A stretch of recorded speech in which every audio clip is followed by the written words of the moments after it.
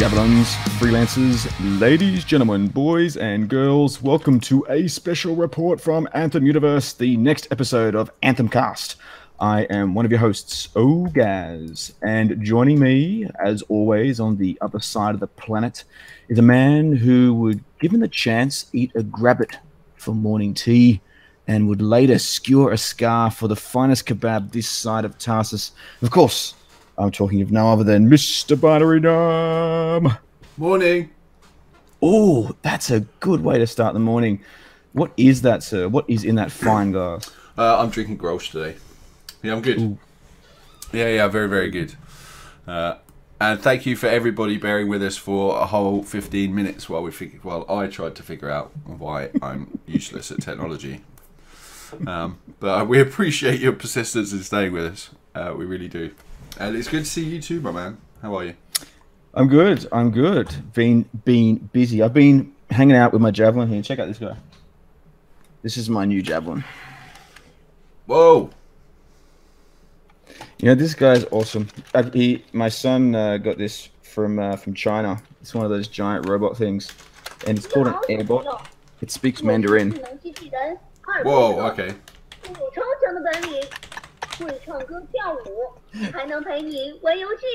Stop that. It also sings Gangnam Style and dances to Gangnam Style. It's fantastic. Oh my god. But, I'm not sure if we'll get a suit that looks like. I guess it's pretty Colossus-like, isn't it? But that is very Colossus-like. Yeah, it's probably the nearest thing. But I've been good. Yeah, I've been playing with my kids' toys, obviously. I mean, my own toys. Yeah, my kids' toys. You know what's going on. But there's been some conversations and some talk and some news in terms of the world of Anthem over the last week. I mean, have you been chilling? Have you been hanging out? You've been busy this week, haven't you? I've been super busy with work.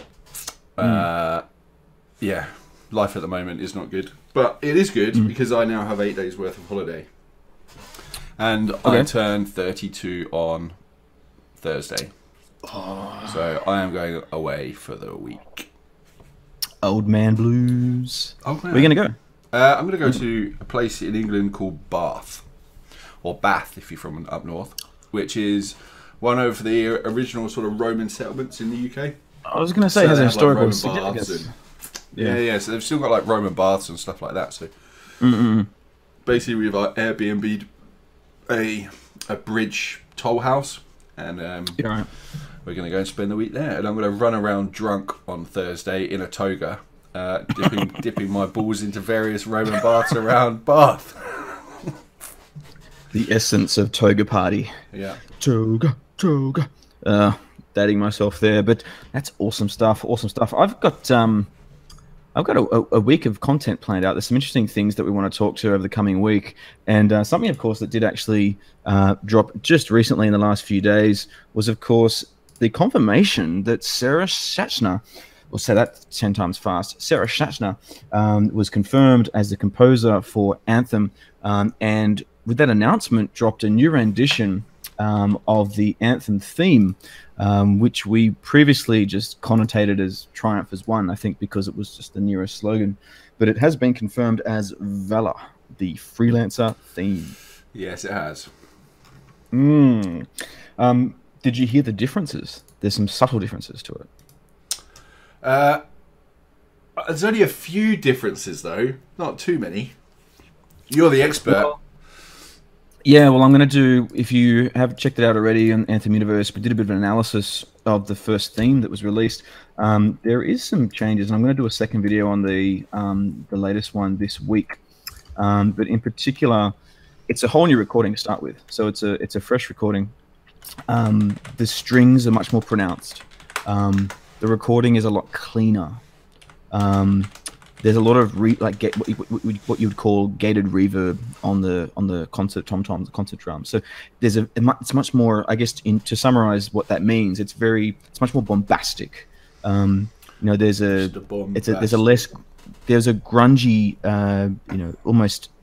almost dirty noise to the recording of the first one, and maybe that was because it was just maybe a first take or the first recording that they had. So I'm super excited to look at that. Of course, I'll stop talking about that because everyone's going, dude, it's just a song. It's not the song though. It's the anthem of Anthem. Of Anthem. But it was super exciting to see that finally we had a composer confirmed, because originally it was Ted Reedy. Back in October last year, John Warner, of course, tweeted about Sarah Sachner being, Ted Reedy being confirmed for the composer. And then things went quiet for such a long time. So it was good to hear some news and some updates. And I think the sound guys mentioned there'll be more to come in the coming weeks. So that was a little bit of excitement for me personally. Hopefully we'll be talking more about that this week.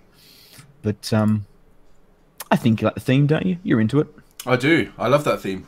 The theme's great. It's not as good as our intro music, obviously, but I do love the theme. No, it is really nice, and it's very brass. It feels all encompassing and loud, right? You can sort of put your headphones on, and you can slightly escape in it. So I like that.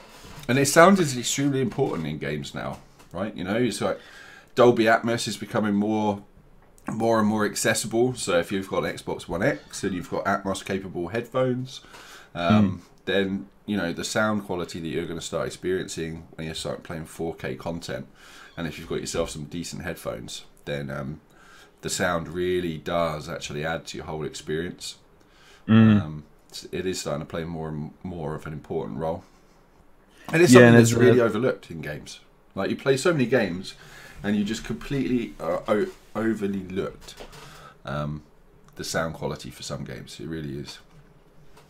Yeah, I tend not. I get kind of entranced in music in particular, and as Ukimo, you've just pointed out in the chat, indeed, I agree with you. Sarah has actually worked on Call of Duty, actually quite a number of titles, and some films as well, and of course Assassin's Creed. Binary, you would know Assassin's Creed very well. You are a big fan.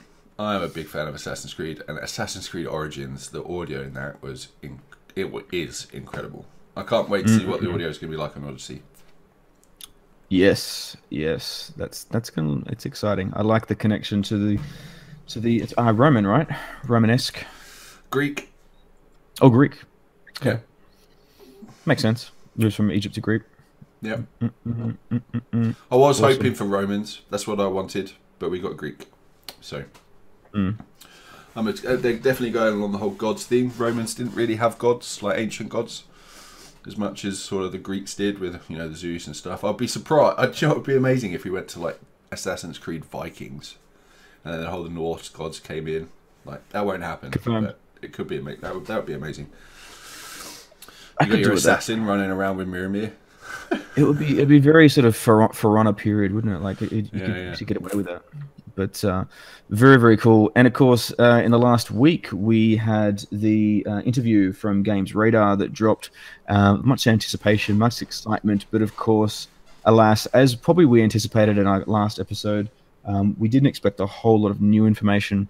I think, Binary, you were more hopeful, if I recall. I was the cynic, but you were being a bit more hopeful. I was very hopeful for Gamescom. Yeah, it's sort of, that's okay. You still got PAX West to go, but really, yeah, it's I was very, very hopeful, and I was a little bit, if honest, a little bit disappointed by the lack of new news. I thought there would be some like big nuggets that we could talk about, but actually, there wasn't. Which is actually a little bit disappointing. I need some fuel on the fire, baby. And then it won't be long though. It won't. It won't. It was for September, isn't it? The next. Yeah, we've got the advert play, not the advert, the interview playing in the background. But yeah, it was the only real content that sort of came out of Gamescom was obviously you had the questions which John Warner was actually answering himself this time. Or the GamesRadar interview, which this is just my opinion, my very humble opinion, but that interview could have happened like 6 months ago.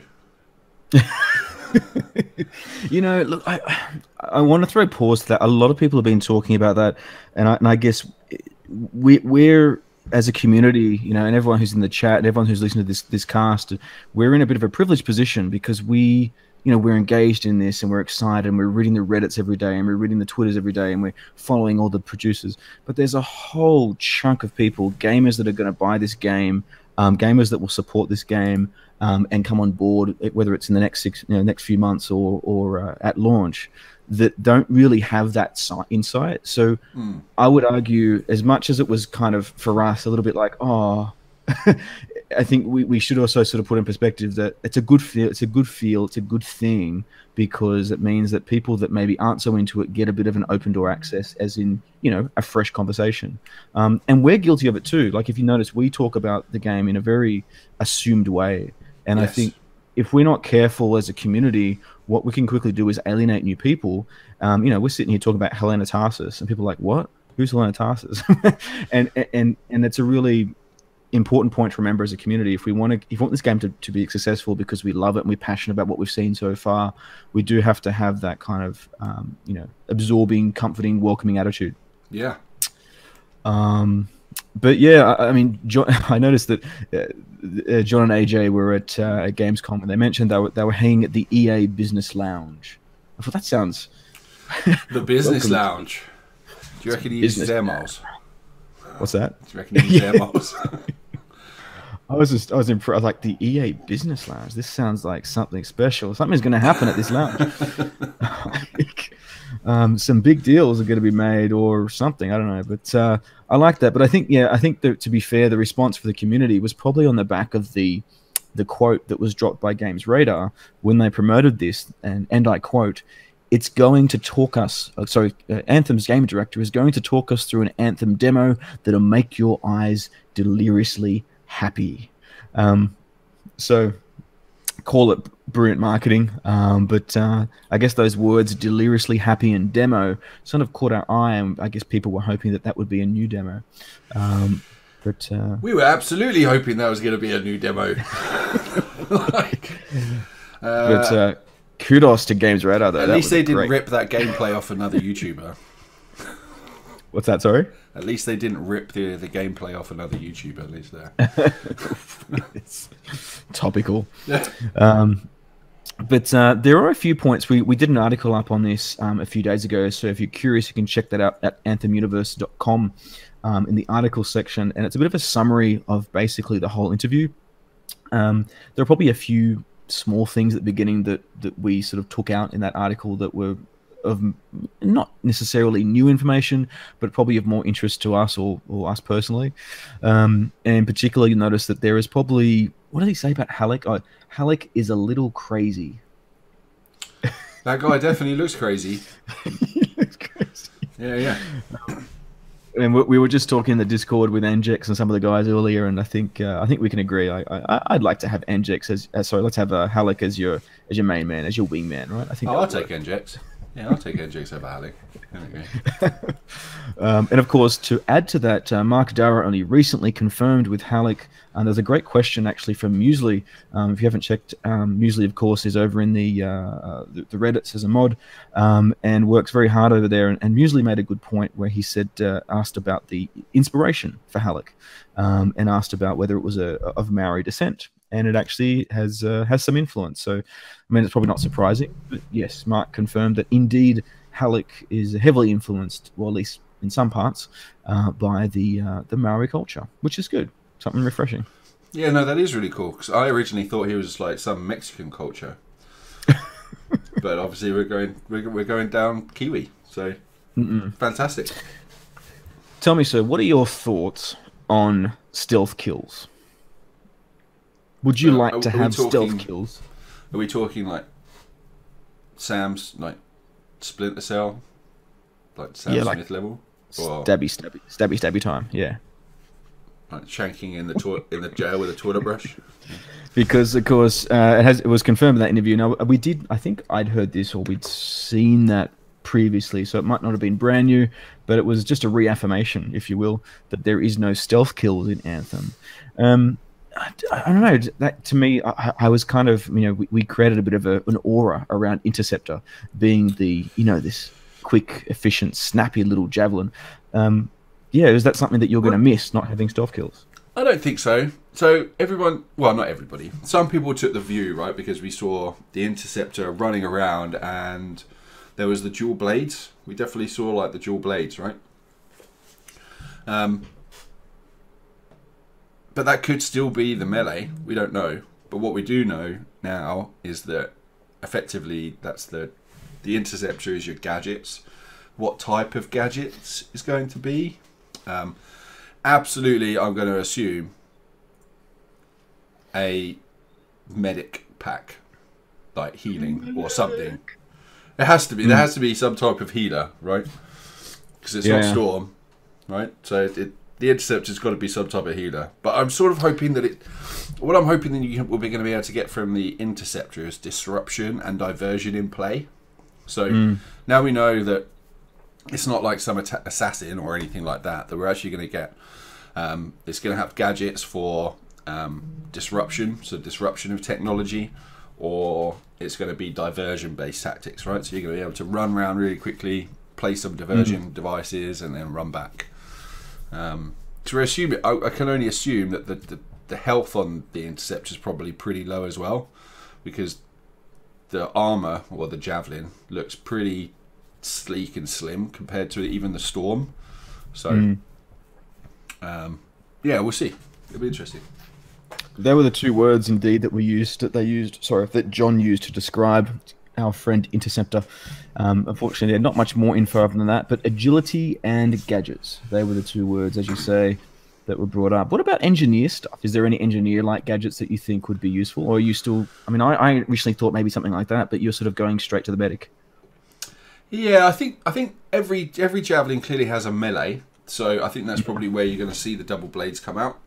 Maybe just like a quick 1-2 and then dabs in, dabs out. But yeah, I don't know. We'll see.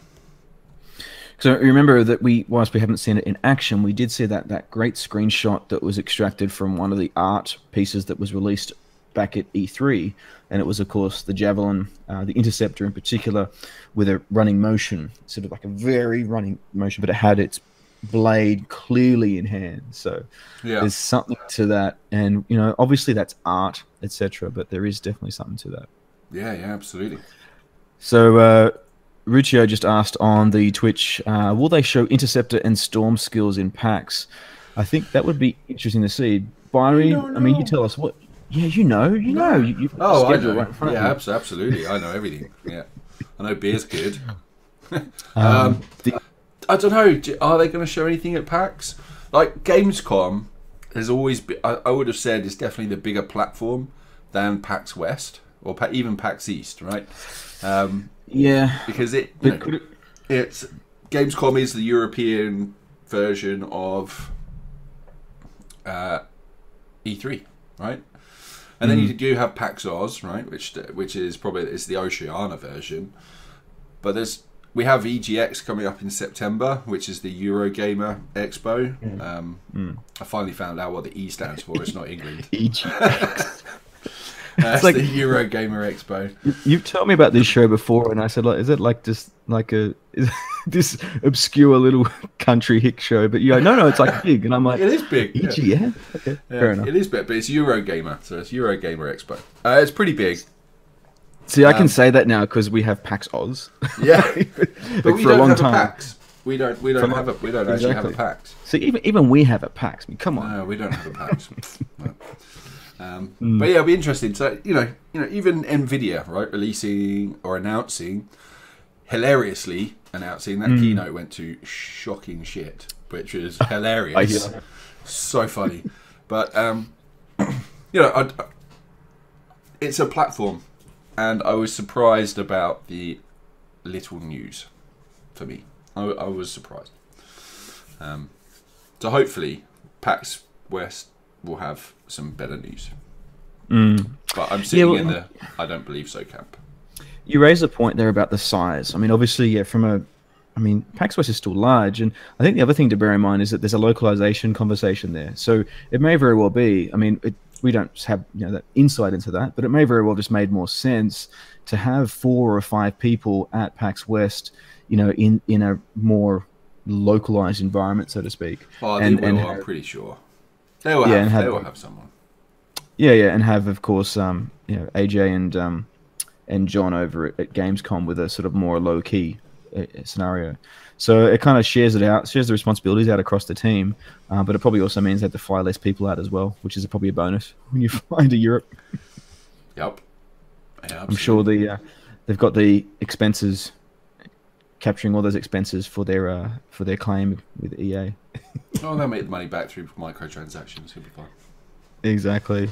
But in answer, just to go back to that question before, I think it's quite clear that the word soon, in fact very soon, was used in one of the responses to when we're going to see Interceptor. So all signs in regards to your question, Rootcraft, I forgot his name again. I think all signs are pointing to we're going to see some Interceptor action. I think he's going to be front and center. I think that suit's going to be a major part of that panel.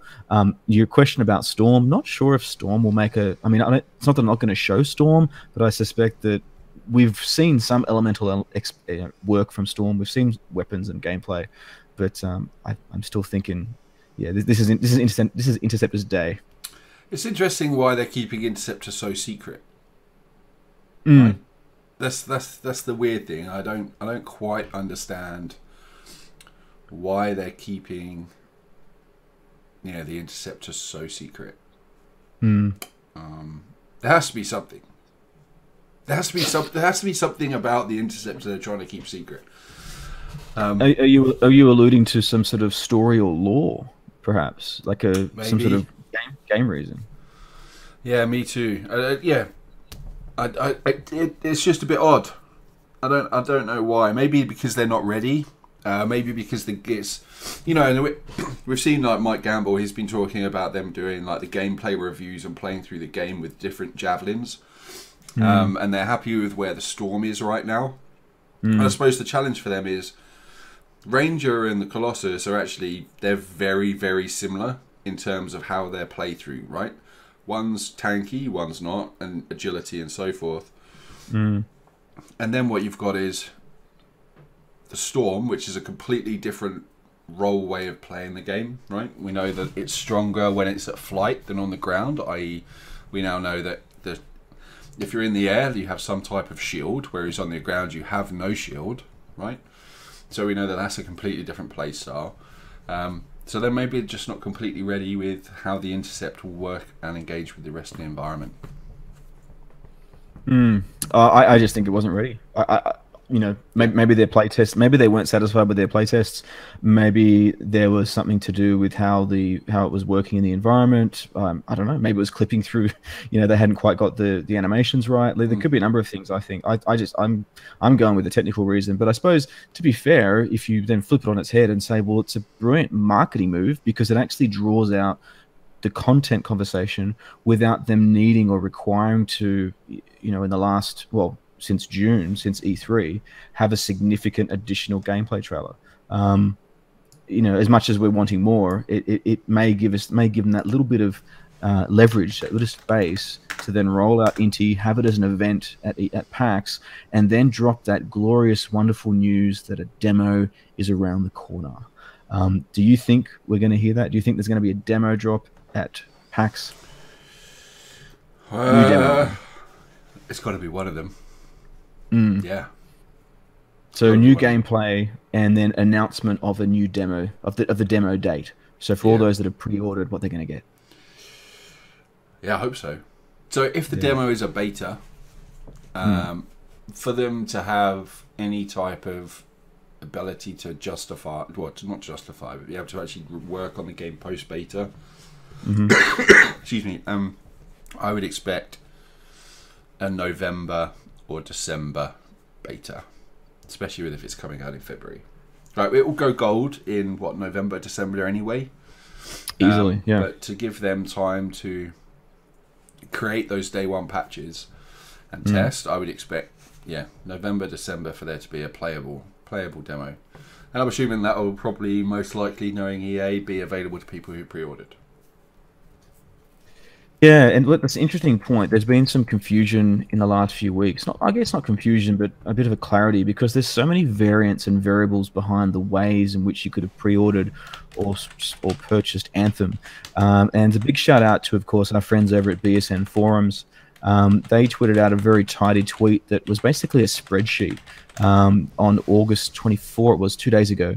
So do check them out, BSN BioWare Forums. It's at BSN Forums. And the spreadsheet is quite tidy. It basically covers every console, every platform, every variant, and what is entailed. So I think it's going to be very useful if you're sort of sitting there going, wait, what? Because I think to cut it down, I guess simplify it, if you've pre-ordered, you're getting yourself access to that demo when it does drop, whatever that demo looks like. And there's been some really good conversations about, whoa, this is like, do you remember, Brian? Do you remember in the '90s when you'd buy a magazine and you had a CD on the cover and it had a demo? Yeah, and it was like an individual level, right? A random level from the game that you'd play. Yeah, amazing. Yeah. I mean, and it wasn't a vertical slice; it was actually like part of the game. I like this conversation that where they're taking it. This is not. They haven't used beta. John did mention that there's going to be there's alpha test, which is not public, essentially, which I presume is probably for game changers or for other elements or other parties there. But the public variant of this is the demo that he's been talking about. So, do you think that it's going to release what we've seen? So would it just be the demo that we've been seeing at E3? Just, okay, guys, here you go, have at it. Whether it's a vertical slice or whether it's actually a level from or a scenario from the game. That's a really good question. I would probably anticipate they would probably, if they're going to do multiple demos, like I know some of the guys talking in the chat, they're probably talking about a couple of demos. I would expect the one of them to be the playable one that they had at E3. And everywhere else, I would absolutely expect that, and then maybe another one. Yeah, maybe another mission from another element. Yeah, have to wait and see. But as I mentioned before, so pre-order, of course, will get you that. Then, of course, you've got the two variants of Origin. So there's Origin Access Premier, which will give you the early access, which is 10 days, if I recall, off the top of my head. I think it was 10 days. Which give you that early access, and it's unlimited access. And then you have the EA Origin access, which you pay for, and that just gives you, I think it's 10 hours of game time early access. So in short, if you've just pre-ordered even the greatest, awesomest, incredible edition with the Legion of Dawn, armor, etc., and you've paid for that and whatnot, that still is just the pre-order that is getting you access to the game, of course, and the demo. If you want to have early access to the game, you need to, of course, then subscribe to Origin Access Premier, which would give you, as I mentioned, the full 10 days, or just EA and Origin Access, which will give you that 10 hours limited early access. Yeah. So in short, yeah, if you want the early access, you have to sort of, I guess, take a second bite of the cherry, so to speak, and to purchase and subscribe to Origin or EA Access. So EA Access being Xbox and Origin being on PC. If you're on PS4, Mark Darrah has mentioned well, he basically said at this time, nothing is confirmed at this time for that additional love for early access. So we'll see how that pans out in the near future. Oh, yeah.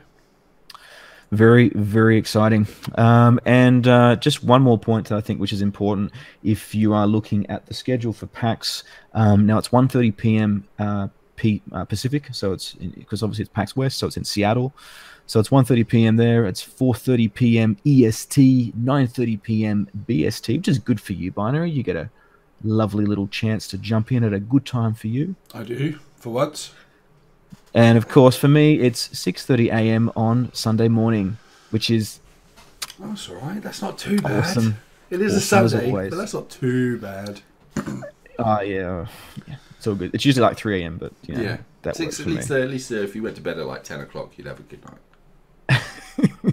But so the details on that, of course, are that the team, there'll be the panel that we've been talking about so far. this evening is, of course, Mark Darrah, Mike Gamble, Victor Krengel, Sabine Rosgren, and Kathleen Woodsat, who'll be attending. Well, at least that was the latest update. That course, of course, could change, but exciting to see what those 5-6 individuals have to talk about at PAX West. No doubt all of us here are sitting here going, what are we going to find out? Well, it won't be long. 1st of September. Not long away at all. No, not long. Awesome-o. And that was probably... Oh, there was one more thing I should add that was interesting about the GamesRadar interview, and that was the conversation about flora and fauna. In particular, there was a mention that John made with... he mentioned things in terms of how they're placed. And I got the takeaway from that conversation was that it's not so much that, you know, animals, for example, in the world are randomly placed, but more so they're placed with a reason. So I kind of like that. It almost implies that there's going to be some sort of sense of, you know, this environment or this part of the world will have this type of creature for this type of reason. So it could be their natural habitat, or it could be something they're attracted to, or so you know, it's something small, but I just thought that really stood out for me when they mentioned it. Yeah, that's really good. Much of a takeaway, but there we have it in terms of it's a nugget of information. Yeah, well, maybe because I'm just latching onto stuff that I go, oh, that sounds something impressive or something exciting or something interesting. Very good. So more to come on that when we meet, of course, again next week. Now over to the community and over to Twitter and a few things that have been happening in the last week. I saw in the Discord earlier this afternoon, which I took a stab at, and I noticed that, of course, I'm talking about discord.anthemuniverse.com. So if you aren't in the Discord and you want to have a chat, do join us. Talk lore, talk grabbits, talk monsters, talk nonsense. There was plenty of nonsense being chat today, which is excellent. But Ukumio, you've actually mentioned that you would want Master Chief as a skin for your Ranger. Binary? Ooh, nice. Master Chief as a skin? Oh, yeah. Yeah, that would be... Can I imagine the crossover? I guess the Ranger is probably the closest fit to that, isn't it? Yeah. Nearest. Yeah, that would work. Yeah, you could. You get the tones, the green. Or Titanfall, maybe? There's the two EA games, right? Everyone wants their Titanfall Colossus. Yeah. But I quite like that idea. As a big fan of Halo, I think Master Chief would be most welcome. I suspect that would only be the Xbox version if that was the case. But why only the Xbox version? Well, you can't have Master Chief playing on the PlayStation. Good Lord. That would be hilarious. You can't give them. I mean, come on. They've got lots of exclusives. Don't give them Halo. God. That would be hilarious. Yeah. But and a shout out, of course, to Raid. Raid was talking earlier, and I just mentioned him because he mentioned that he flies helicopters. He's learned how to fly a helicopter and tank in the past in his experiences and what he's been up to, but he cannot skateboard. So I thought that was an interesting conversation. Never been able to skateboard, but he can pilot helicopters and tanks. Wow. Great. He got one up on me, sir. One up on me. Yeah. But there was a question from Ruette, which is, when you finish all the missions, is there any DLC on the other worlds, like missions and stuff? They have said that there is content going to be dropping afterwards. The bit that they haven't released for a lot of us is what the end game is going to look like. In terms of daily, weekly activities, is it going to be a Division or Destiny? You know, they're describing it as a social MMO or a social RPG. So I would assume that there is going to be activities. They're just not ready to talk about it yet. Which there's always, whenever a game like this comes out, always worries me. Ever since Division and Destiny, the first iterations of Division and Destiny, because it's taken them 3 years to realise how much content and activity that they actually have to create to sustain an ecosystem of weekly activities. And I'm in probably no doubt that BioWare are probably going to be in the same boat. So I would take the game as it is at value when you buy it, and how much enjoyment you take out of it, and then expect more story, more worlds, or more content to come as the game develops. Yeah, we talked about this before, of course, with Division and other areas, but the game's very open, I think, to the capability. I mean, we know that, of course, as Ukamo, you've just pointed out, strongholds, of course, we do know about. We've seen that in the gameplay trailer. So we know that there's that ability to create new strongholds, or at least to create new missions that are going to be in the environment. But I suspect, will the DLC be an opportunity for them to flex that creative muscle? Where they've spoken so much about how the world will adapt and change. Geometrically speaking, the world won't change. So the assets, the actual model of the environment won't physically change, but the elements, the weather, and other parts of the atmosphere and the environment can change. So is that maybe DLC becomes, it almost gets linked to a seasonal conversation, or a great event, like a great shift occurs, and now all of a sudden you need to work in that environment. Is that what you're thinking would DLC look like for you? I'm not sure. I think DLC for me would probably want it to come along the more episodic route, so that you were getting sort of major story updates, or or if you complete the main story, then there are other facets of story arcs that they could touch upon. I think that's what I would like to see. Yes. Well, we're going to see lots of things, hopefully very, very soon. And, of course, someone who is giving us some insights into that is the benevolent Mark Darrah, of course, as always, has been providing some updates via Twitter. And it would be unclickbaity of us to not talk about some of those tweets. I noticed that there is a bit of sentiment in the Reddit community right now where it's like, uh-oh, another video about Mark Darrah's tweets. So I approach it with due care, but I still think at the same time, with all due respect to those content creators, there's not a lot of information that they're going on. And again, like I said earlier, a lot of people aren't across all those things. Not everyone's sitting there eagerly anticipating Mark Darrah's next tweet. In short, us, the people watching Twitch right now and Twitter, and the people in Anthem Universe, we're kind of a weird, strange bunch. If you haven't worked that out. And not everyone's doing that. So it's a good chance for us to reflect on that.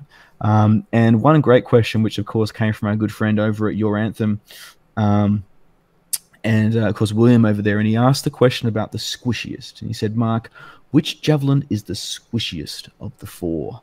The Storm or the Interceptor? And Binary, he of course answered.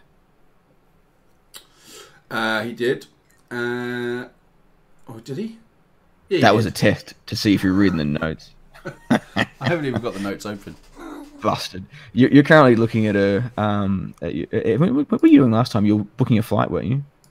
I was looking at flights. That was awesome. But he confirmed that. So he said the squishiest, and he just said Storm.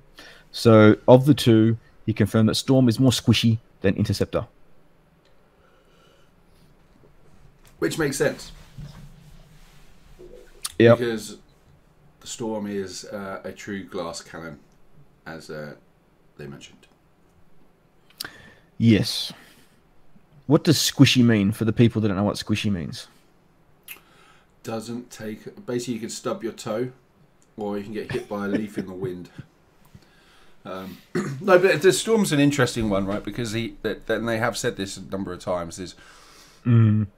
If you're the Storm is designed to fly, right? Which is why you don't have that flight timer.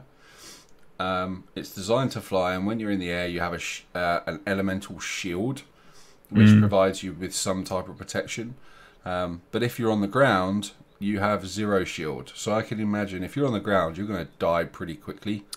And if you're in the air, that shield, depending on who you're fighting, is probably going to go very quickly as well. However, this game seems to play towards the fact that you can provide damage combos. and stuff like that, which seems to play into the Storm's capability really well. Of being able to apply many different status effects and then combo those with like the range of the Colossus or even the Interceptor, maybe, we don't know yet. So it's clearly a very powerful, it's a very systematically powerful range Javelin to have in the team, especially if it's going to be the precursor to be able to have some really powerful combos. So yeah, they have to make it pretty much a glass cannon. So we'll see. I can see the YouTube videos now. You know, do a speed run with Storm without going in the air. Yeah. Yeah, so it is quite clear. If you are Storm, don't go on the ground. Well, no, you can go on the ground, be our guest, but we're not going to revive you. We'll wait and see more excitement from that as it transpires. The next tweet in that list was about the Elder Game activity that we've been talking about already. And it is something we have heard previously, so this is probably more for you if you hadn't been following. But they're asking about loot in terms of how is it distributed and how do you acquire it, and how is it managed in terms of the acquisition of loot. And in this case, the loot itself is biased to the Javelin in which you are currently using. So you might receive potentially gear that is unrelated to the current Javelin, but it's far more likely, which makes sense, given what they've told us so far, that the gear that drops for you will be relevant, or at least more relevant or biased to the Javelin that you're currently using, which makes sense. I mean, I don't think, would you expect anything different from that? No, I don't think so. That makes sense. Yeah. I mean, and where did you stand last time we talked about this? Because it has been discussed, of course, that you're going to be going back to Fort Tarsus.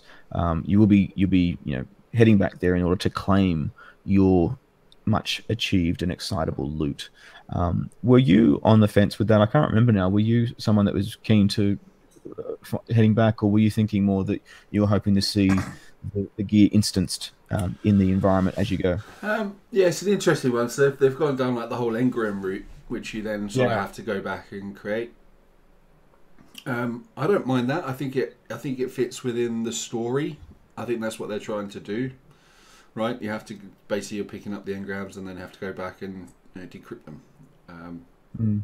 It seems to fit into the story well. Would it have been nice to be able to have weapons on the go? It could, yeah. I think it's just different horses on different courses, really. Yeah, I remember when I first heard it, I was a little bit like, but I think in retrospect, there is an excitement to when you head back and to unlock it and to go, oh, what did I get? But I don't know. If you're kind of running and gunning and you like I think it depends on the gamer. I think some gamers would much rather run and gun, get the gear, and get moving.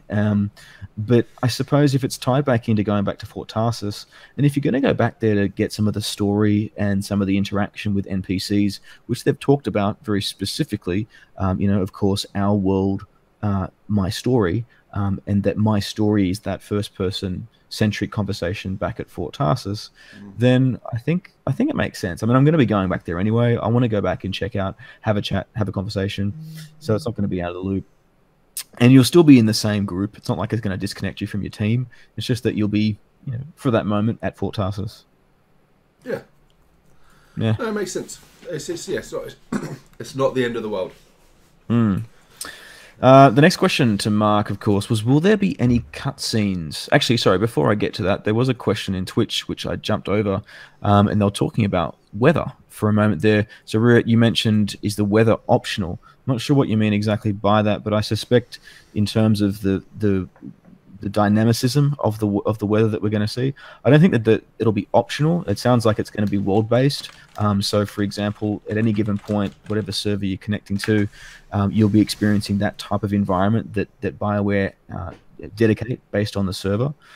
However, of course, depending on your settings, if you're on, say, a PC, if you're running low to medium, then you're probably going to see, more particles, different textures, grainier textures, lower quality, lower view distance, would probably be the main difference. Binary. I mean, do you? That's all I can think of in terms of difference of weather between players.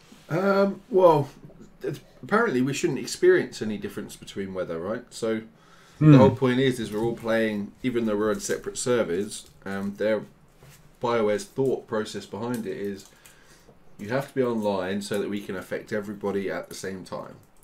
So if you're having a shape of storm, or there's a bit of snow or rain, everybody else is having the exact same experience.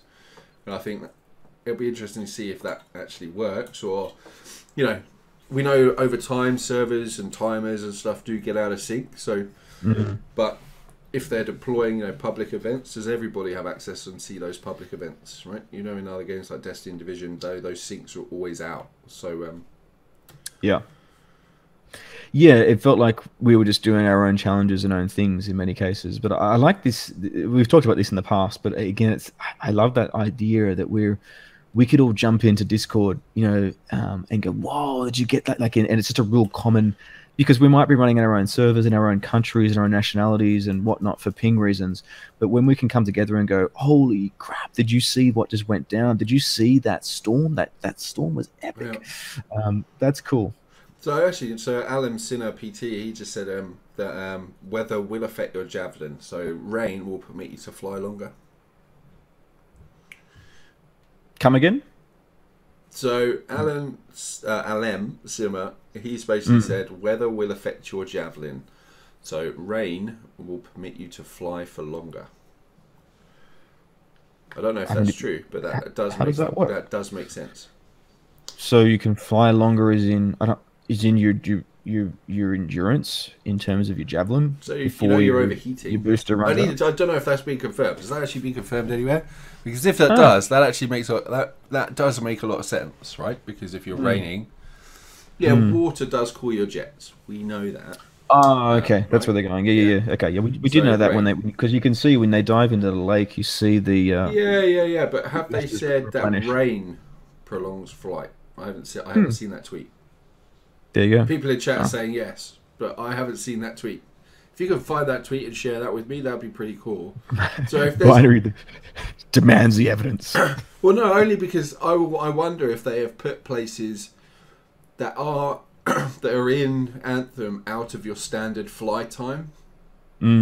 So only certain environmental aspects of the game will allow you to reach those areas. Right? That would be pretty cool. Yeah. It works. Well, the next tweet and the gender. Ooh, the next tweet was, will there be any cutscenes that are in first person whilst you're in your Javelin? Of course, we know the answer to that is definitely no. There won't be any cutscenes that are in first person in your Javelin because those will be in Fort Tarsus. And you won't be in your Javelin inside Fort Tarsus. So, yeah, that's a pretty cut and dry answer, I guess. Nothing to explore further there. No. Straight up, really? Just think straight up Monster Hunter World. Yeah, Monster Hunter. It's a great analogy. Yeah. Third person in the Javelin, outside, killing stuff. First person in Tarsus. That's it. No Javelin. Yeah. Talking to NPCs and getting missions and doing all the fun stuff. Getting a drink. I like.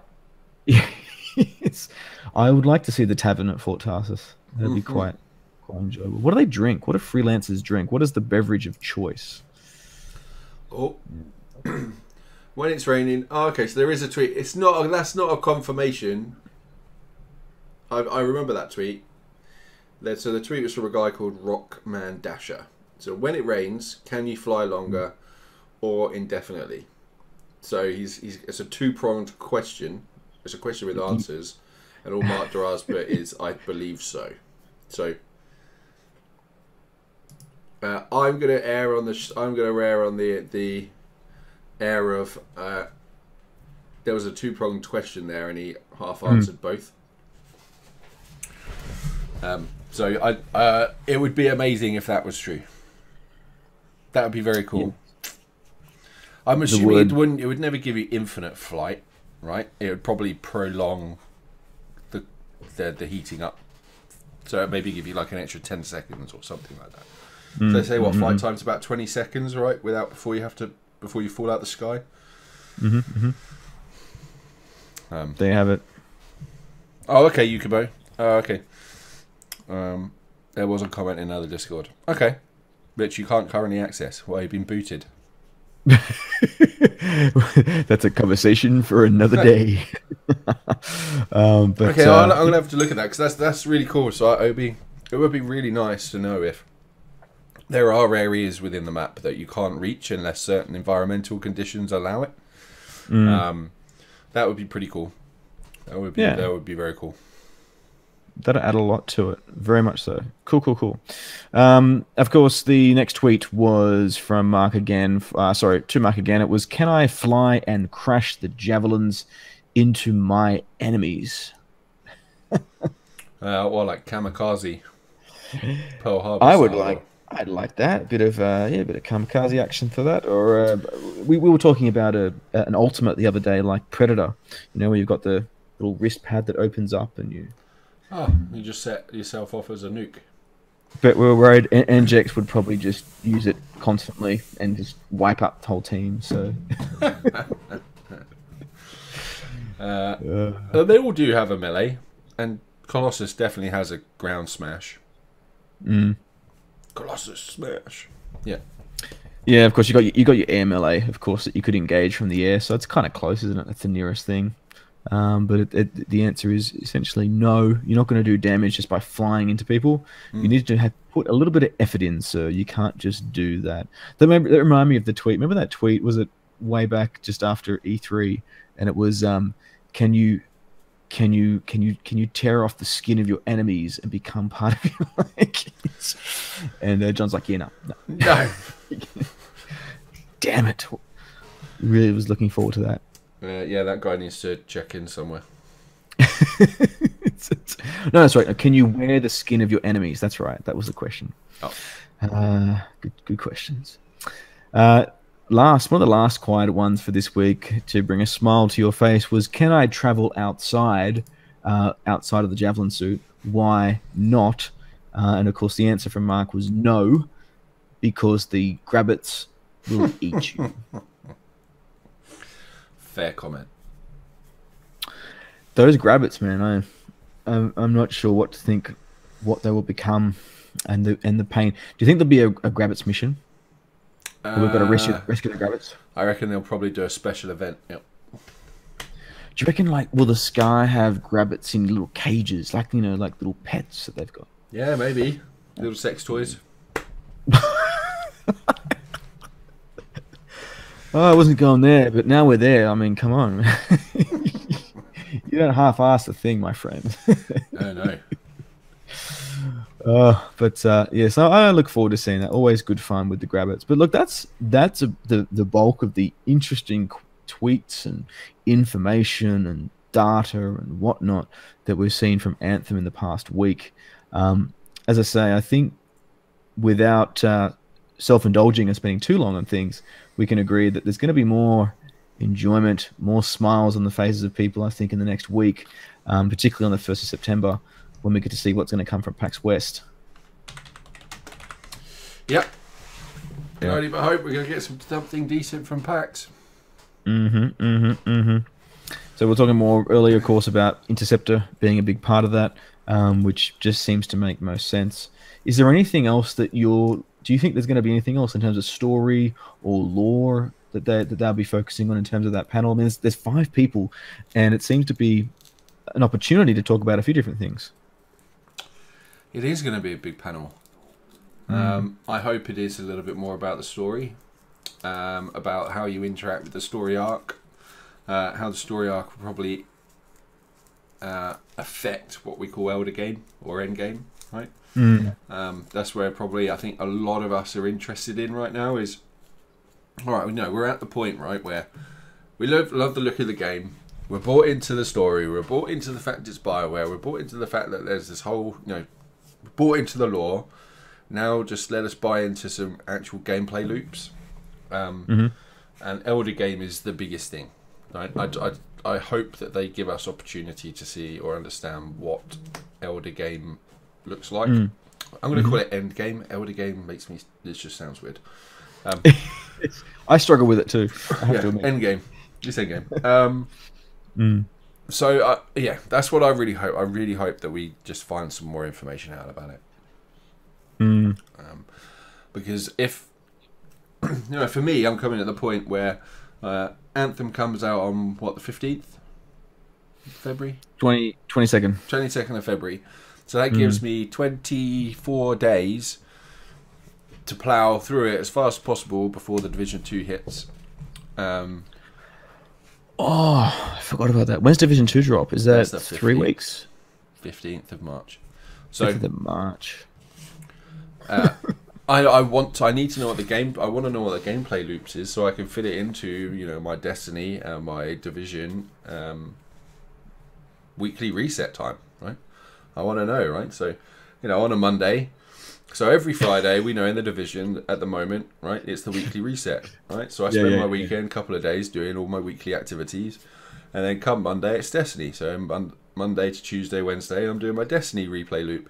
I would love, if you could, BioWare, listen right now, if you could do your weekly reset on a Wednesday, I was waiting for that. That means I have 2 days per game to get all my weekly activities done, and I am sorted. So when you're at work on your work calendar, you've got Division, don't you? You've got the Division reset.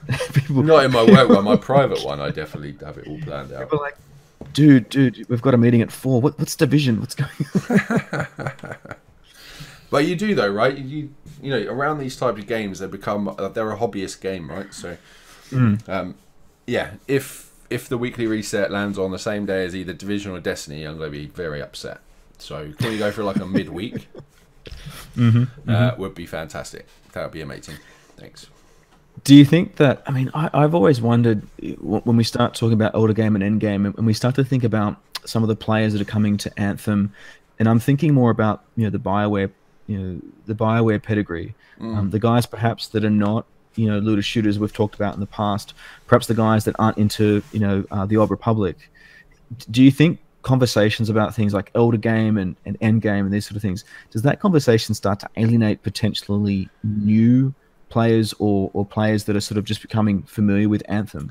Like, I wonder if that could be a bit, you know what I mean? Like, yeah, it's an interesting point, right? Because you could say, Destiny introduced console players into effectively what a MMO experience is like, even though it was a completely bastardized version and a cut down version to meet casual players to experience the most with the shortest amount of time. Division tried to elongate that a little bit, and then there was always a modesty when it came to MMOs within the PC world, right? There was a modesty and appreciation that I'm going to spend the next 2, 3, 4, 5, 6, 7, 8, 9, 10,000 hours grinding out my levels, right? And I appreciated it. To get from level 15 to 30 is probably going to take me the best part of 2 months. But our society and especially our gaming environment world now, where you've brought in games, or Bungie's brought in Destiny, which have taken some of the best features of MMOs and brought them to the console, which is about, getting the experience and getting to the action as fast as possible, but while still keeping some of the basic fundamentals of what an RPG is. Has also created, and I hate the terminology, right, but the entitled gamer, right? It's like, I want everything and I want it as quickly as possible and I want to consume it. When actually what you've really lost is actually the core fundamental ideas around what an MMO was, right? An MMORPG was meant to be this, long epic that you as a player took on the role of your character and you spent months or even a year or so developing and building out your character. Whereas these games like Division and Destiny have slightly destroyed that and have brought it down into this condensed time frame. And now we have this big marketplace, right? And you're watching big, large streamers, big YouTubers, players, and they want all that stuff and they want to consume it all in a week and they want to eat it all and then 2 weeks later complain that there's no content. They want all the MMO without the MMO, right? But anyway, I'm hoping that there is a nice fine balance, and I think as a solo player or BioWare, as a player who maybe doesn't play looter shooters, there's enough there that they will want to come and play Anthem for at least the story, right?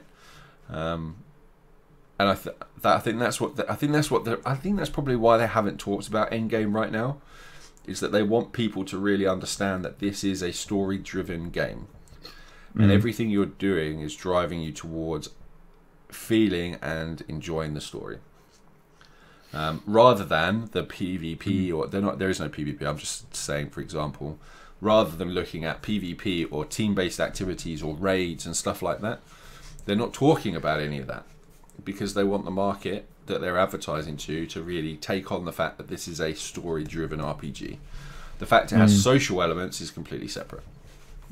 Yeah, and the fact that, you know, we just mentioned earlier that there's an emphasis, obviously, with Interceptor to come shortly, hopefully more information at PAX, that story drive is about unlocking your javelins, working towards unlocking the javelins that you need to get to, picking the story route that you're going to take to do that, and that becomes part of that conversation. But also, you mentioned earlier when you said Division, so you're thinking at launch, that first week for you is to unlock all those javelins, get through your story, get your guy up as high as possible, so you can start doing strongholds, and then you've kind of got that ready, and then you can sort of have Division 2 happening parallel. Is that what you think? So the idea is I will be within a month. I would expect to have ripped through everything that I can, and then I'm hitting Endgame. Right, that's sort of where I'm expecting to be, if in the form of that, and then everything just forms part of my weekly grind.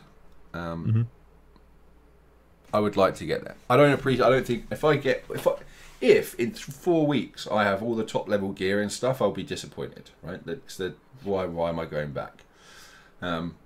So for me, it's about I've completed the campaign, I've completed the story, I've unlocked javelins. And now all I'm doing, I'm grinding for better gear to be able to do harder content. That's crafting. Yeah. I would like to be in that position by the time the Division 2 comes out. Yeah, I'd like that. I think I'd like that. I think our problem is definitely what I've been doing as well, that even with the Division, there's a balance. Like if you're working on content, or if you're creating a video, or you're casting, or you're doing something, there is that balance. Like you've got to be able to engage and play to be able to work on and build content for the game. But then of course it's an interesting mix. It makes things interesting and difficult sometimes. Yeah. When you got to have that real life, you got to have the content mix, and you got to be able to, of course, engage in the game to a detail where you're going to be able to talk to the game and hopefully engage the community with it. Yeah, absolutely. So, we'll see. Hopefully PAX West may offer us a bit of better information. Who knows? That said, as we start to wrap up, I mean, what do you think? Then what's the one thing? This might be a question for everyone right now, and I know that the answer is probably going to be obvious, but I know Alan Sinner was getting excited earlier in the Twitch, but what's the one thing that you 100% want to see from PAX West? Oh. So from PAX West, even more than Interceptor Storm gameplay, I would like to know about Endgame. That's for me the biggest thing. I believe the story is going to be fantastic. I believe in the mechanics that they probably want to put in. I've seen enough gameplay. I really have. I don't need to see what all the other javelins, what Storm and Interceptor look like. I've seen Colossus. That'll probably be my main. I like the Ranger. For me, it's really about what the Endgame gameplay loop is. What about you? I think actually I'm interested in a conversation of 5 people at this stage of development. As in compared to E3 was early days, and it was, to be fair, Casey was up there with Mark and a couple of the guys. Now I can't remember, everyone was up there now, but it was a good conversation, but it was very marketing and very sales pitch. We're at a point now where we're, as you say, it's not going to be only a few months away in terms of going gold. So they're at a stage of development where they've certainly gotten further, and whether or not they're going to give all those details, I don't know. But 5 people talking about the game with a good interviewer. Now that's going to be either an interviewer or a lead. I'm hoping they'll be able to secure someone that can really you know, drive that banter, engage the conversation, and make something of it. Because that's also is critically important. So for me, I'm hoping to see, some good banter, 5 BioWare employees giving us some new information, but me even just hearing them talk about like the development and what they're up to, where they can.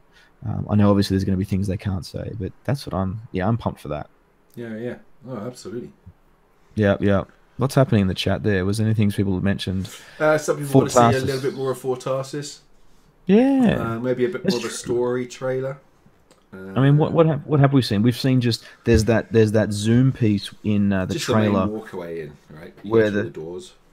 That's right. So you're going up the stairs and you see the grandness of the external environment, and then of course you've got the shot in the other trailer where you're walking in and you see Halleck playing cards, I think it is, or playing some sort of game or drinking, and you go through and you see the Sentinels flanking you as you walk past those massive, awesome suits. And I guess that sort of brings into context, doesn't it? Because if you're walking around Tarsus without your Javelin, and you've got these Sentinels, that really would bring a perspective of height and size that I wouldn't have thought about now, because we're not going to be in our Javelin seeing the Sentinels inside Fort Tarsus. We're going to be outside. So that was an interesting point. Adam Sinner says, do you think they will also release more music at PAX? It would be interesting if they did. Valor has been extremely well received across the board as the theme tune. Gaz did an incredible breakdown of sort of its previous iteration. So I think it's been really well received. Will they actually bring any more of that music out? I don't know, because to me this is title music, right? This is title held music. So yeah, we will. I can't see them releasing more music. It would be cool if they did. I guess to what end? In the Reddits and in the Discords, they've often been in the last month. They've been talking about the music blog, and I think all of us, it became a little bit of a community joke for a while there, because we were all waiting for that music blog that was teased to us about a month, probably 6, maybe 5 weeks ago now. Of course, it finally dropped last week with the announcement of Sarah, as we mentioned earlier, as the composer. So I would suspect probably there's going to be maybe some more information on that blog context. Yeah. I'm not sure if they'll be sort of blatant with, oh, check out this new track. I think it might be more maybe some background music. But I think they want to champion Valor. I think they'll put Valor front and center, bearing in mind that obviously we heard a rendition of Valor, well, the older version at E3, but now it's time to put the final edition up on its on the stand and let it be heard. So I think they'll probably champion that as part of the entrance to the panel, and then expect more from the music blog, of course, from the sound engineers in the coming weeks and months. Yeah. I wouldn't say much more than that. Maybe, just maybe, we may be lucky enough. We may be lucky. They may have realised there was so much outcry for it that they've actually gone away and thought, do you know what, we're going to do one. Is a collector's edition with a stand with all 4 javelins. I hope so. That may get announced. I hope. It won't. But I hope. It's extremely... I mean, the only thing I could think of is if a provider, like maybe a partner, proposed something. It's very short notice. It's August now. I mean, this stuff requires planning, execution strategy, rollout. Stop fucking with my mojo, Jazz. No, what I'm saying is the hope for you. No, the hope is pretty low. A partner steps in, like GameStop, or someone steps in and says, we can work on this. And I remember the conversations back. Was it Fallout 4 that had the was it Fallout 3? No, Fallout 4, of course, had the Pip-Boy. Now I remember, got it for 76 too. So they got the Pip-Boy, which is you can build your own. Yeah. That looks pretty funky, doesn't it? Yeah, it does. Yeah. But the Pip-Boy for Fallout 4, gotta love that. I love that. It's in my. I've got it stored away at the moment. I've got to get that out later on, put it on display. But that when that was in development, that kind of, if you've watched the making, or there's a making video of that, and it was very grassroots stuff. You know, it was like, wow, we went to a partner and they showed us a mold and we thought it was really cool, so we said let's make a few 100,000 of these and get them out there. So yeah, it could still happen, but yeah, I hate to run on your parade. Piss on my parade. That's it. Look, I don't have much more this evening to get across. I think we've exhausted a lot of the conversations I think that we want to now without being overly self-indulgent. We've talked a little bit about what to expect from PAX West next week. No doubt we'll be casting, of course, in regards to that when we get there next week, so stay tuned. There'll be an episode very much so reviewing, in fact, in 12 hours. We'll probably be doing that 12 hours after the event. We'll be taking a look at a live cast and reflecting on the conversations. And of course, watching it together. Now, we don't have any links as yet that have been provided, but no doubt you would be keen to enjoy the viewing at Anthem Universe. You can jump into the AU Theatre and join us at that point. Now, if you want to be there for that, watch PAX West together in a virtual theatre minus the popcorn, then make sure you jump into discord.anthemuniverse.com and you can join the masses and be part of the conversation. But of course, Binary, I'm going to start to wrap this up. Where are you at? How do we do this? And what are you? Where do we find you? Oh, where can you find me? So I am Binary now. You can find me on Twitter, on pretty much every single platform going. So Switch. Obviously, Switch hasn't figured out how to actually use gamer tags to search for people yet. But if it did, you can find me on Xbox Live, PlayStation, Steam, Uplay, Origin, Battle.net, everywhere as Binary Num. One word. I don't even think I'm friends with you on half of those platforms, dude. I'm going to start adding furiously. We've only been friends for like 4 or 5 years. Friend. I'm not your friend. But that's me. But obviously, Anthem Universe, though. You obviously found us here, so thank you very much. It's been amazing doing the show. And obviously, thank you for bearing with Gaz's audio problems at the beginning of the show. So if you're just joining us, we'll make sure that he fixes his audio for next time. But yeah, you can find us at anthemuniverse.com. You can join our Discord, which is discord.anthemuniverse.com. You can also find, obviously, AnthemCast. This will go out on our YouTube channel, Anthem Universe. But you can also, more importantly, find us on pretty much every single podcast service. I'm trying to get on Spotify right now, but we're pretty much everywhere else. And you just search AnthemCast and we will come up. Indeed. And of course, you can at the YouTube channel, you can check out, we'll be launching this week a second look at Valor, in particular on reflections of the changes made and the adjustments to the new track. As I said, very exciting for that new recording. It is universally loved in the community right now, and we'll be talking to that this week. I am at Ogaz, that's at OH_GAZ, but of course, as I said, as a collective, we probably spend much more time on the at Anthem Universe Twitter, so do check us out there. As I said, we're going to wrap that there. We're going to wrap this puppy up right now. Ladies and gentlemen, Javelins and freelancers, we will see you next. Over the wall.